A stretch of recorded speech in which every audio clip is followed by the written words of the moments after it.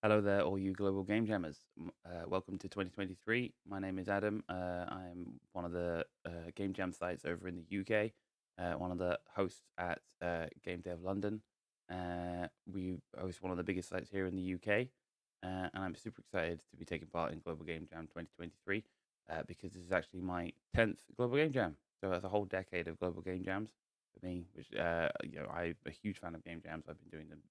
It was basically one of the first things I did when I sort of started working in video games as a student, getting really excited about making the most basic games that I could, and then got overly ambitious every game jam since, and I keep not making games, but we'll ignore that for the time being. Um, Today, I wanted to take a moment out from this fantastic event and talk about neurodiversity in games. And the reason I want to talk about that is because this is my first game jam since I was diagnosed with ADHD last year. So what I've found over the last kind of year is that it's really important to take into account that the people around you are not you. They don't think like you. They don't haven't lived with the things that you've lived with. They work in different ways.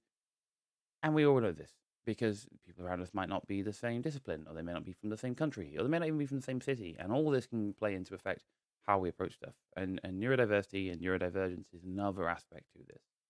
So this year, one of the things I want you to think about with this amazing theme and this another fantastic opportunity to make some really cool and interesting and novel games is about how you could approach making games that is inclusive, that is open, that is accessible, that allows the people around you to work with you to make the best thing you can. Fortunately, there's some really easy ways to do that. The key one is going to be, and it's a skill we all know, it's communication. Big shock, right? Think about the people around you as people who they want to help, they want to get involved, they want to make something cool, but they may not have the best ways of being able to explain that to you, or and you may not have the best ways of explaining it to them.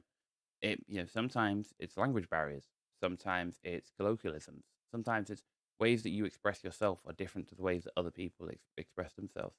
And you don't need to be thinking about, oh, is this person, does this person have this specific neurodivergence? You don't need to go that far. All you need to do is be patient, be kind, and try and think about, okay, what is it they're trying to tell me, and what is it saying to me?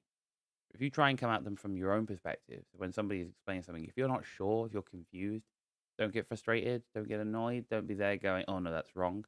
Tell them how it's coming across to you. Say, oh hey, um, so if I've got what you're saying correct, I think you're trying to say that you want to make this or make the game like that or do these kind of things or bring in this mechanic.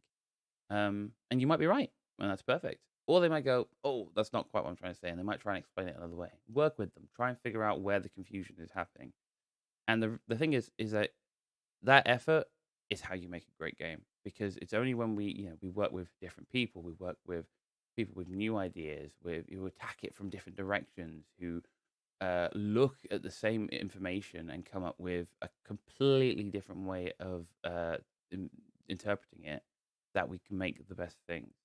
I mean, that's the point of a game jam, right? You've got thousands and thousands of jammers all over the world taking part on Global Game Jam, all with just the one theme, the same theme. And no two games are going to be the same. There may not even be games that are close to similar. And some will be so unbelievably amazing. Some will be ideas that you've never dreamed of. And the reason that happens is because people are working together all over the place, coming up with new ideas, bringing new things to the table. People are being inspired by things, both in games and outside of games, by art, by culture, by music, by film, by books, by nature. Anything can inspire, turn into what is going to be, some fantastic mechanic or novel way of approaching games that we may never have thought of before.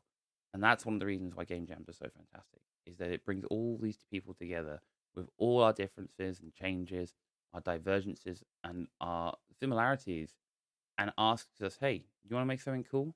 And of course we say yes.